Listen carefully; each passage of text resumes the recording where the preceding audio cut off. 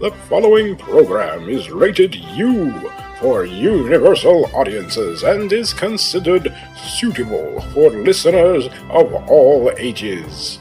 This is a presentation of Dream Realm Enterprises, where dreams are our reality.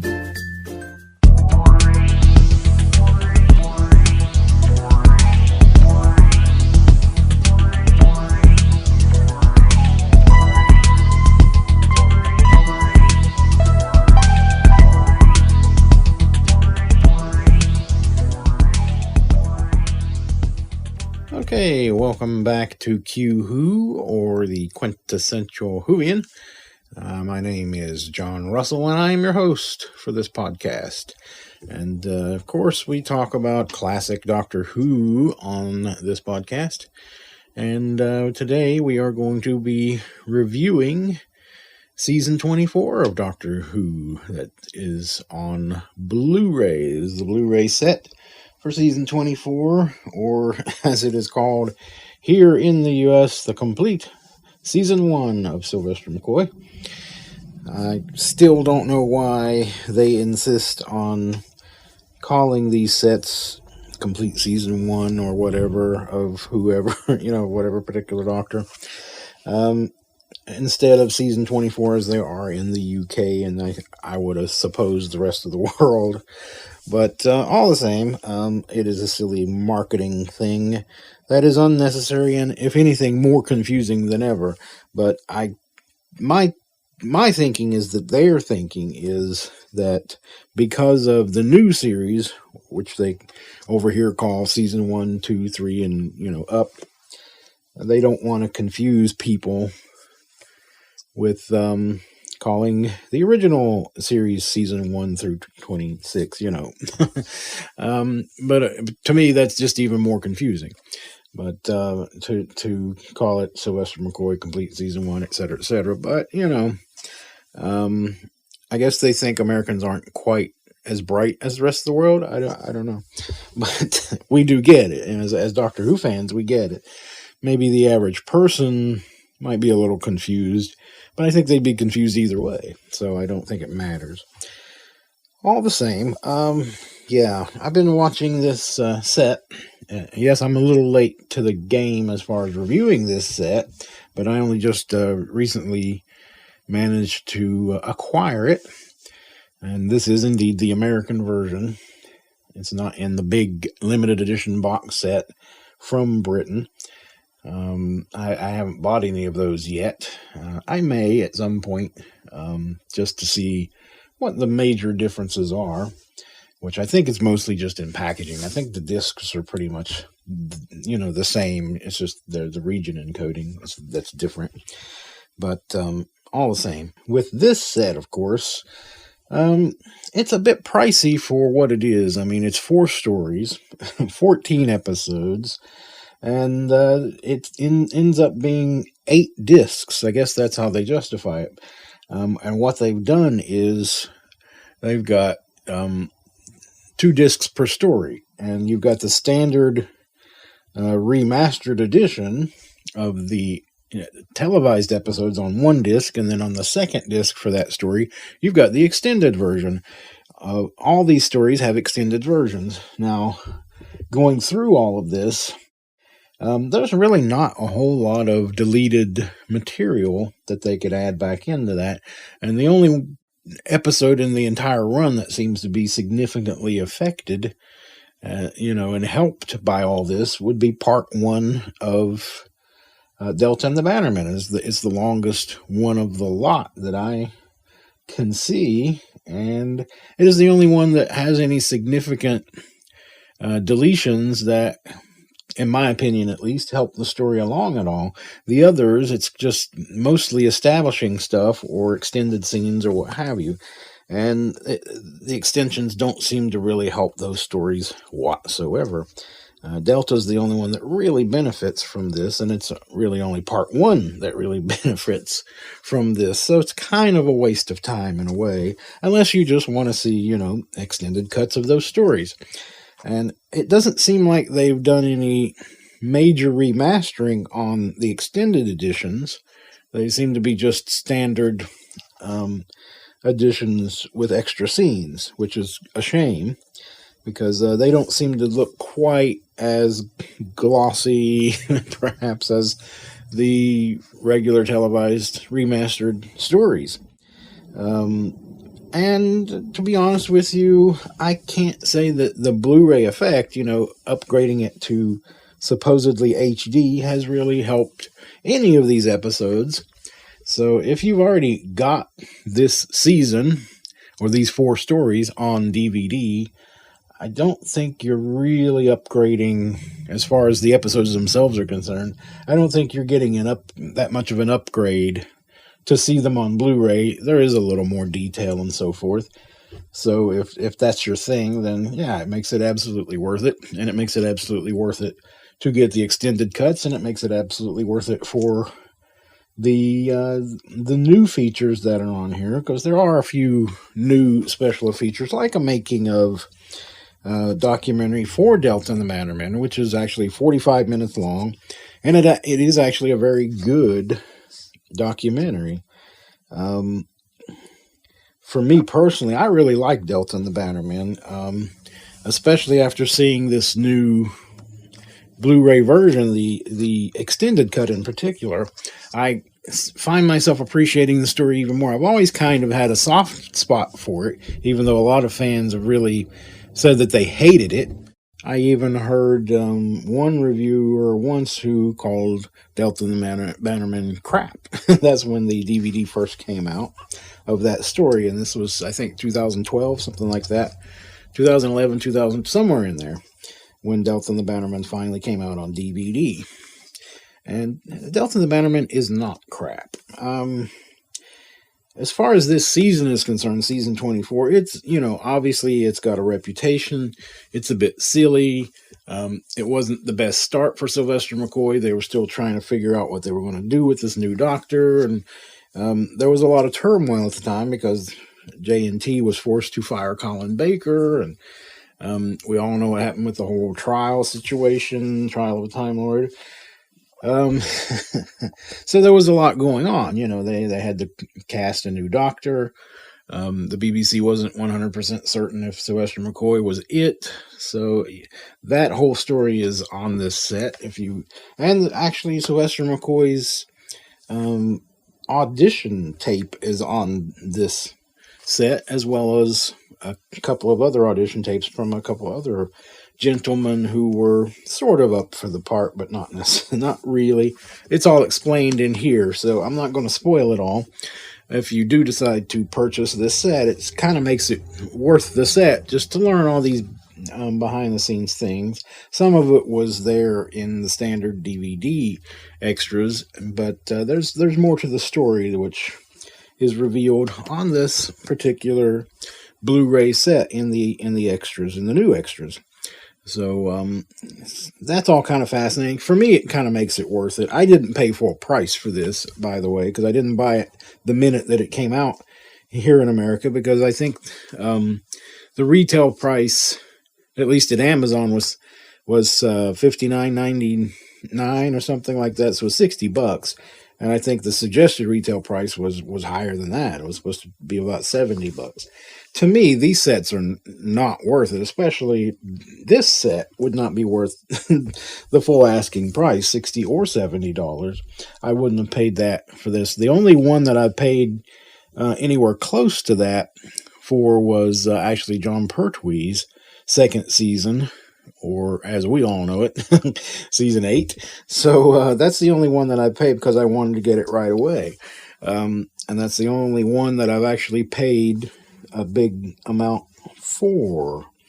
The rest of them I waited a little while to get on a reduced rate. I think I even got a couple of them for about $25 a piece. I paid about $45 for this one. And overall it's worth it. Because I enjoy some of the stories here. I enjoy Delta the Bannerman and Dragonfire. I thought were pretty good stories. Upon viewing Delta and the Bannerman again on this set, I've come to appreciate it even more. So I think that is the hidden gem of this season. And I think it's a very underrated story.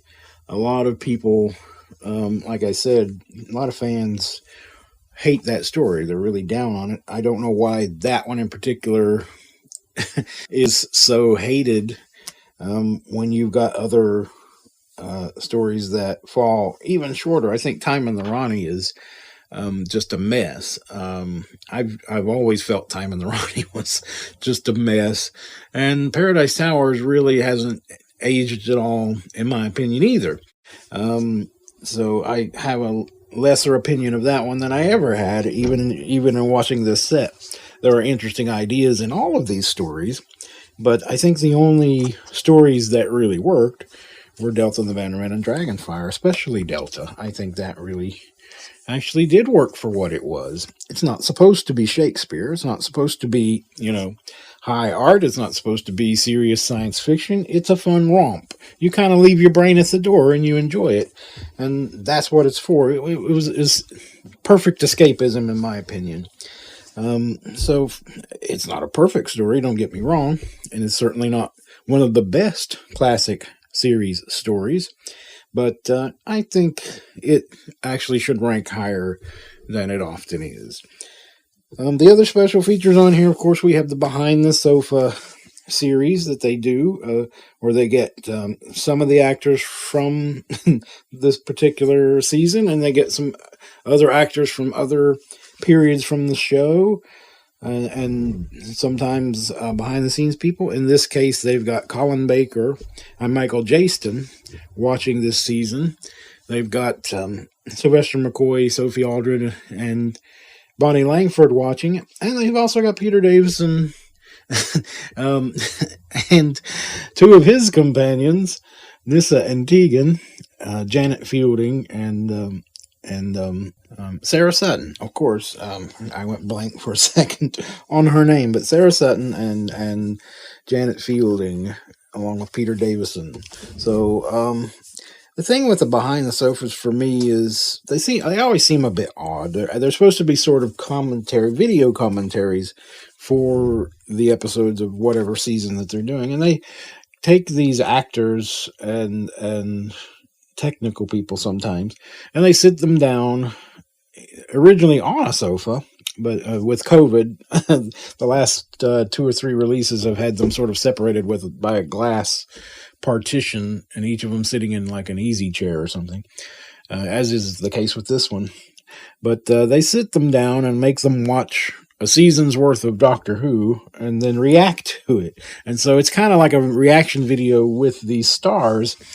And to me, sometimes it's really odd. Some of the choices are really odd of people that they get to watch these things. For me, it's a bit odd to have Peter Davis and Janet Fielding and Sarah Sutton. I mean, Sarah Sutton is completely delightful, but as far as Peter and Janet, they always seem to not enjoy the experience, and if anything, they mock it and down it. And never find anything, especially Peter Davison, never finds anything positive with any of the Doctor Who's that he does commentaries for or is interviewed about. So I don't really get it, and I for the life of me still don't really get why you get people who weren't associated with those stories to come and do even a video reaction like this, a reaction video or commentary for a story they're not involved with.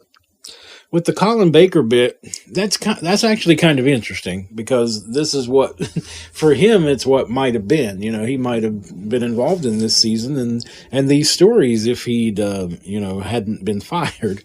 So it's kind of interesting to see his reactions.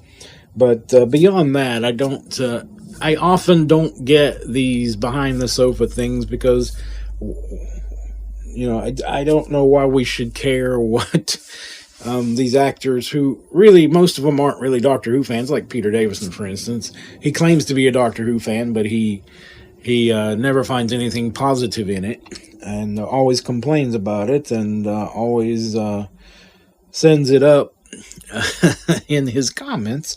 So, and again, he's always negative about the classic series, at least. So I never understand why that is. It's one thing to see him and his companions watching their stories, but it's another kind of oddity to see them watching like Sylvester McCoy's episodes, especially this first season, which they're not going to get money. They're not going to get anything out of it because they weren't satisfied with their era. They're certainly not going to be satisfied with the Sylvester McCoy era. So that, to me, is a bit odd, and I wouldn't have put that trio in there. I think we'd have been okay with, Sylvester, Sophie, and Bonnie, and perhaps even Colin Baker and Michael Jaston, though I don't get why they chose Michael Jaston, except that he was just the previous villain in the story prior to the season. But I would have just stuck with those two. Those two sets of people. I don't see the need for the inclusion of Peter Davison and his companions for the Behind the Sofa on this, and they don't add anything to it whatsoever. So, and I kind of cringe at their bits because, again, they never seem to have anything positive to say. So it just doesn't, to me, it doesn't make any sense at all. And these Behind the Sofa things don't make a lot of sense. The only ones I really ever find interesting to hear are the people who are actually involved with those stories that were there. And so I am still struggling to find what's so special about the Behind the Sofa series. Though, it's another extra that we've never seen before, so I guess that just adds to the value, as it were. But, overall, you've got 8 discs, and there's a whole lot of special features, most of them from the DVDs.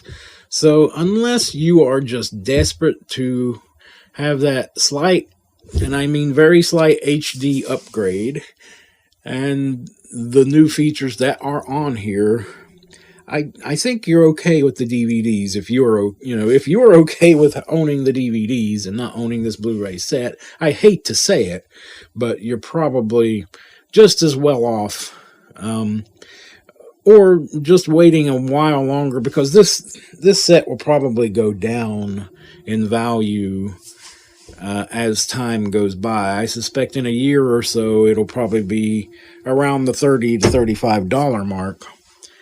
Like many of the others that have been released, at least over here in the U.S. A lot of the Tom Bakers and Peter Davison's first season and so forth, they're now around the $25 to $30 to $35 mark.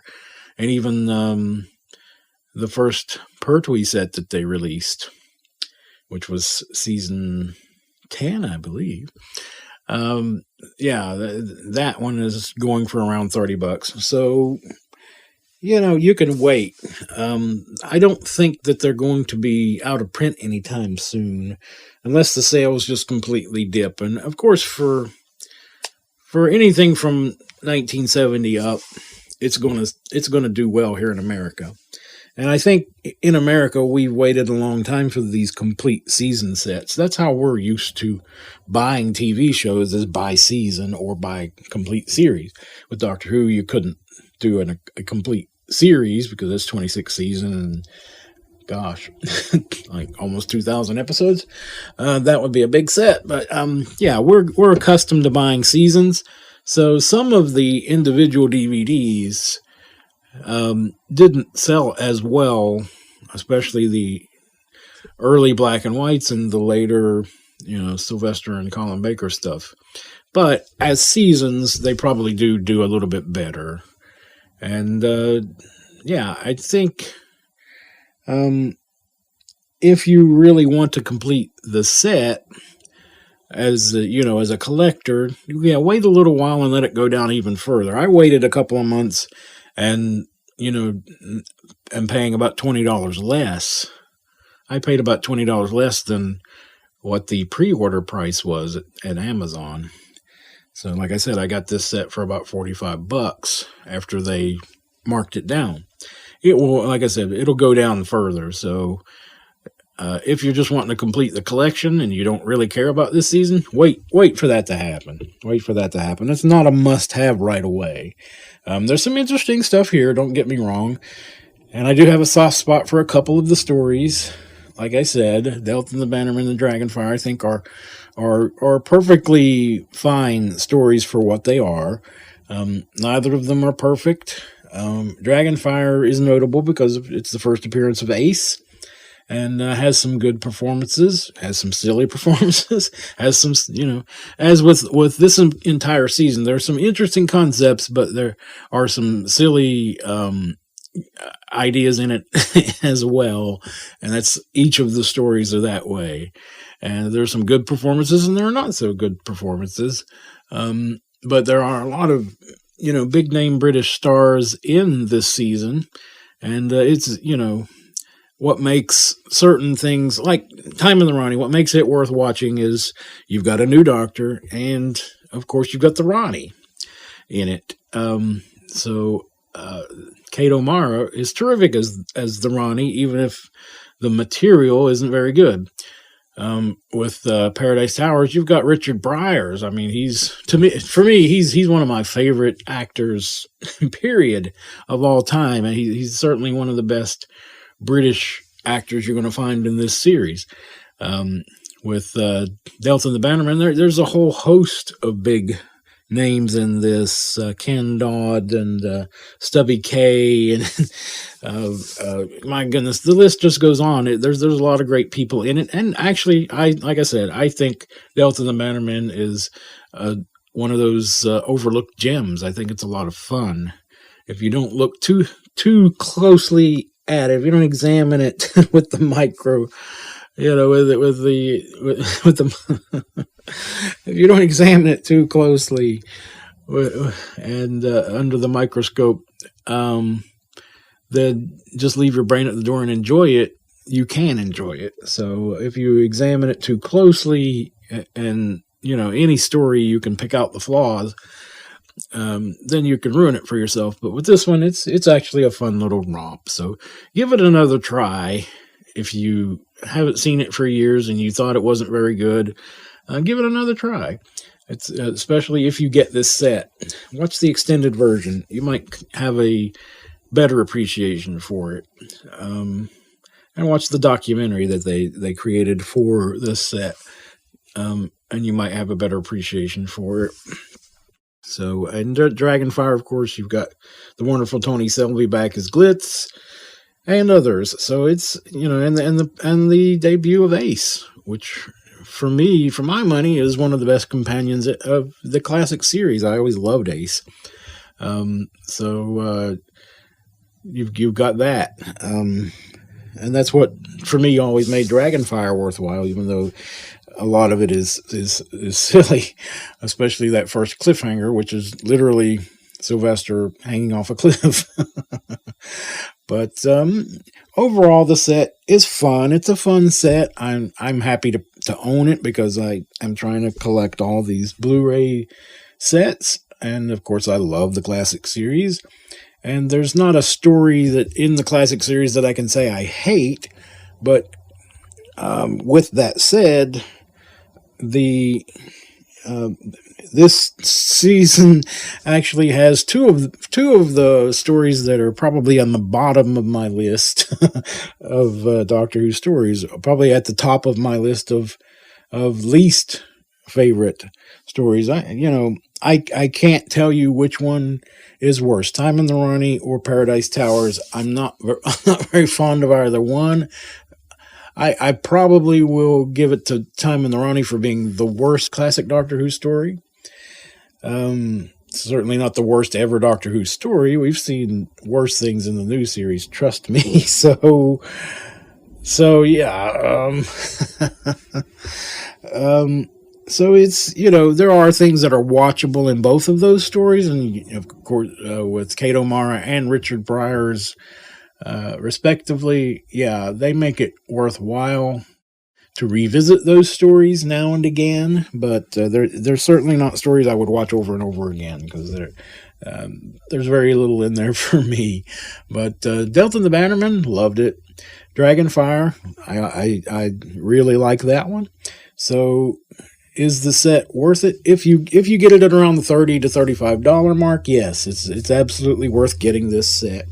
If you got the DVDs already and you don't care about the extra features that are new or having them in pristine HD, which they're not, I can honestly say that I don't think the BBC have put as much love into restoring these episodes, and there's only so much you can do on most of those. You know, they're videotaped. There's no film. They weren't filmed. These were videotaped. This was all videotaped during the last few years of Doctor Who. That's all they did. So it's got that soap opera effect. So there's only so much they can do with that. You know, you can upgrade it a little bit for HD, but not by a large amount. Not by miles. So if you're happy with your DVDs and you don't want to spend the extra money and you don't care about having every one of these Blu Ray sets, then don't worry about it. And I hate to say that. It's a shame to say that to anybody. Not that I can't recommend it, but if you're that type of person, then I'm not going to recommend it to you. But if you want to complete the collection and you love Sylvester McCoy's era, then it's a must-own, So take that for what it is. But, I've enjoyed what I've seen of this. I've watched just about everything on there, except for some of the older stuff that I'd already seen on DVD. The only thing I did there was just go through it and see if, any of that stuff looked any better than it did on DVD, and it's all pretty standard. It's a decent set. It's a decent set. And they got the worst season and threw it out there. They certainly didn't want to save that till last. They wanted to save something better for later. So we've got better stuff coming. We've got season 17 coming, which is a better season. It's not the best season by miles, but it's a better season than this. So I look forward to that, and we'll review that when I do get my hands on it. Whenever that will be. So thanks guys for listening. I'm going to wrap it up here. Season 24, it's, it probably is the worst season of Doctor Who, but there are some good things in it. Delta and the Bannermen is a highlight, and I really love that story, even more now than I ever did before. So I really, that made it worth it for me. I had a great time watching that last night. So anyway, thanks guys. I will talk to you again soon. Probably the next time you hear from me is in another DBB episode coming up real soon. So until then guys, you know the drill. Stay tuned.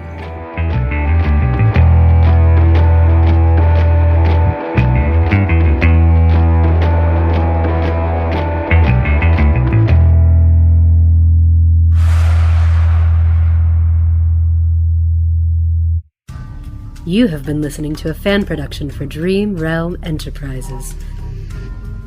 This is a not-for-profit program.